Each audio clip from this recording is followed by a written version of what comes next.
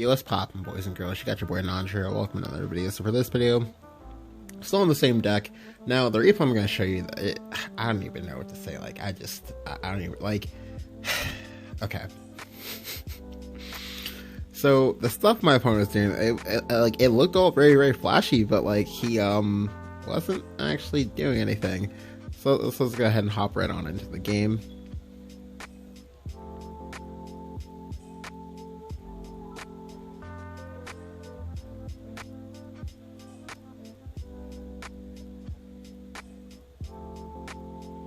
Alright, so he's Shadow.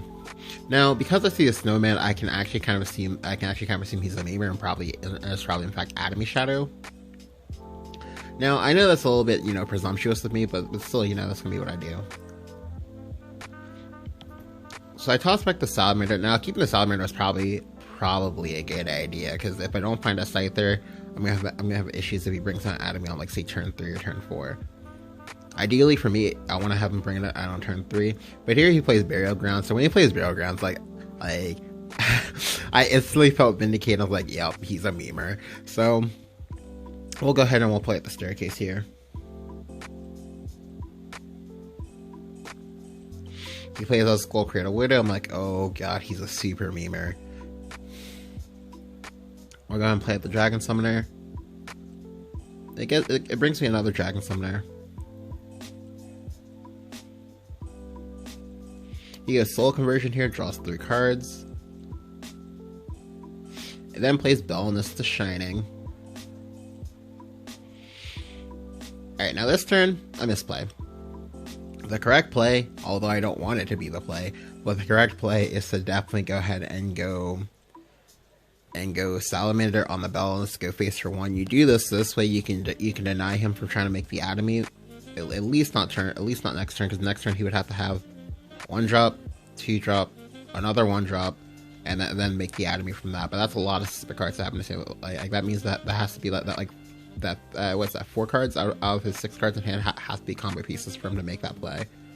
But yeah, so definitely can do that and do that. But like, I'm greedy. I'm like, okay, if I pick up the Summoner, this is like even better, because like he makes the atomy play, and then this way I would get to kill it, and then also be able to be able to do things. But here he goes Demon Eater into Lurching Corpse. Now this is actually a really good play for him, because it now punishes the play I tried to go for last turn. Additionally, I now have cards stuck in my hand as well, so it's kind of awkward. Like this is one of the issues you sometimes run into when you're playing Staircase in Dragon. Because now I'm gonna overdraw, because unless he plays out, it doesn't matter what he plays actually, but unless I'm able to free up a lot of spaces here, I'm gonna die. But here he goes he goes Poison Mammoth plus Haunted House. So here I just gonna tempo out the Sybil. The Sybil will ramp me. I'm not going to evolve it. I can't afford to evolve it, because like if I evolve it, I get punished by Soul Squasher. Like if he clears it, that's fine, because I can still just go Saha Israfil and still get my full clear. It will mean that I have to sack the Saha Cult to do it, but I can at least get the full clear. I definitely don't want to take any more damage, so because it's starting to get scary. Like he has 10, maybe like 13 something plus shadows in play. Here he just goes ahead and goes Soul Conversion for Dark Conjurer to trade, then evolves the Skull Beast to trade again,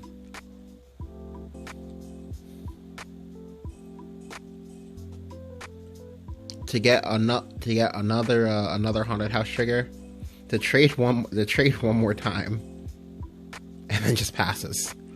So I didn't really understand all of that. I felt like that was a little bit excessive. Unfortunately for me, I overdrawed the Bahamut, but that's fine. I don't really care. Like I already have literally everything I need. Now, granted, drawing the Bahamut would also be, you know, really, really nice, but I don't need to have it in order to win. So I'll go ahead and I'll play at the Sybil here. It's very, very important that I stay at 20 this game, because from all the stuff he's been playing, I'm very, and I mean very, scared that he has Urds in this deck as well. So if I go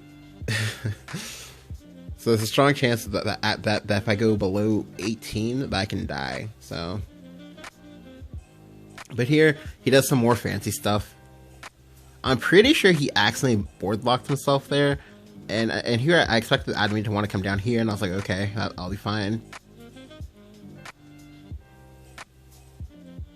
He evolves, gets another zombie. Now he's at 19 shadows, really 20, because he'll be at 20 at the start of his next turn. And then passes. I'm like, what? Hello? So here I just gonna temp out the Israfil. Now the Israfil is nice because it's not evolved, and because he's used a lot of his self-destruction effects. It means that next turn he's going to die. Next turn, like unless he manages to find out his second Lurching Corpse, or unless he can somehow kill this with no evos, he's going to die. Like, he needs to be able to ward, and even then the ward doesn't save him. But here he goes for his Mammoth. He trades in, then plays Bow and Chimera. I'm like, okay, and then plays the Atomy. Like I don't know. Like that was impressive. So for one, I definitely think that, like, if I was going to make that line of plays, I definitely would have like kept my Bow and Chimera like free and clear, and just, you know, drop the Atomy. The reason why I would do this, because like the one damage here doesn't matter. Like the one damage on my face, that matters a lot more. Additionally, keeping your Bow and Chimera, like keeping the original body of the Bow and Chimera is a lot more valuable, just because, like, this, look at your board. Your board can only be answered by, one, me just killing you, or two, me dropping the Bahamut, most likely. So in the event where I drop the Bahamut, like, you want to be able to have, you know, something living, in order to maybe say make plays with this, because like this way, like, if I drop the Bahamut, you lose everything. Like what do you have left? You have literally nothing left, and you're also like dead. But yeah. So it doesn't matter because I have Imperial Dragoon. I'm just gonna go ahead and Dragoon him. I'll go ahead and evolve first.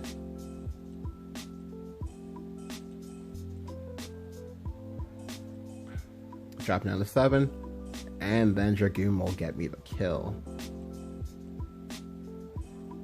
Yeah, like the big part about that game was just like my opponent literally didn't do anything. Like the only thing he did was just like make a truck ton of shadows and then like nothing. Like I don't know. Like the point of Atomy is that you want to drop the Atomy fast and early, but like there's no point in like playing stuff like Burial Grounds, because that's like useless. Like the only thing it does is maybe say let you play Atomy faster in exchange for having worse cards in the event where you don't play Atomy. I don't think that trade-off is worth it.